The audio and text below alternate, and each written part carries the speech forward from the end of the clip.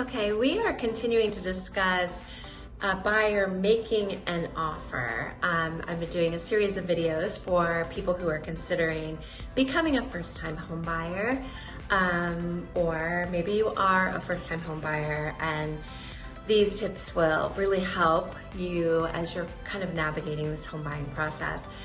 They're also useful tips if you are a seasoned buyer or just kind of would like to consider some different things as you're purchasing your next home.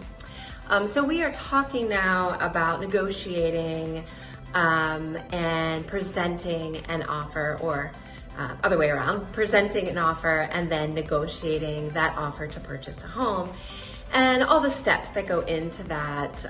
What I really want to emphasize is that it would be impossible for me to do a video that covers every single situation regarding a home offer.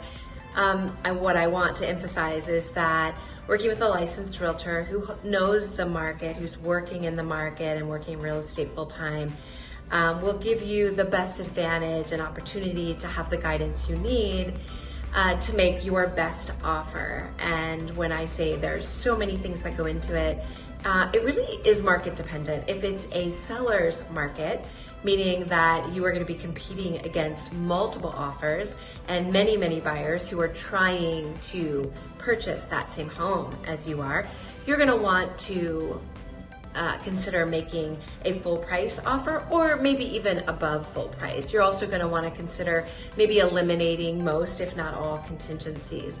As I mentioned before, a contingency is it's a criteria that has to be met in order for you to move forward with the purchase of the home, and that may include a financing contingency, a home inspection contingency, maybe there's lead-based paint depending on the age of the home that you would include. So if it's, again, a seller's market, and it's an aggressive seller's market so that you know you're competing against multiple buyers, you're going to want to put that highest, best offer and remove as many contingencies as possible. However, if it's a buyer's market, meaning homes, there's a lot of homes, there's a lot of inventory out there to choose from.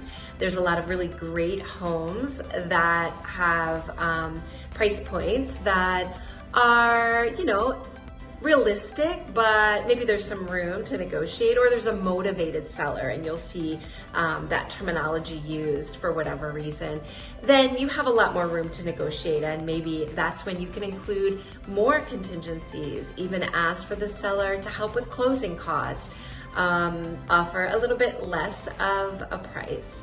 And then there's other home types, such as is, where that just means you have to buy it just the way it is. There's not going to be any opportunity to negotiate home inspection items. You can't even have a home inspection for as-is properties unless it's just for your information. But it says you can have it, you can get that home inspection, you can gather that information, but the seller's not going to negotiate or pay anything toward items that need to be fixed.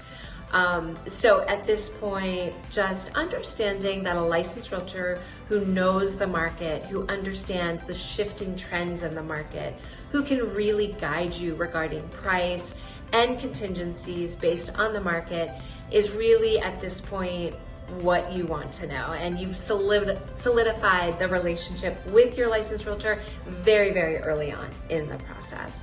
If you have additional questions about contract negotiation, please give me a call, Melissa Friedman. I'd be happy to talk to you about that process and how to negotiate and when to negotiate. So I'm looking forward to talking to you more about offers and contract negotiation.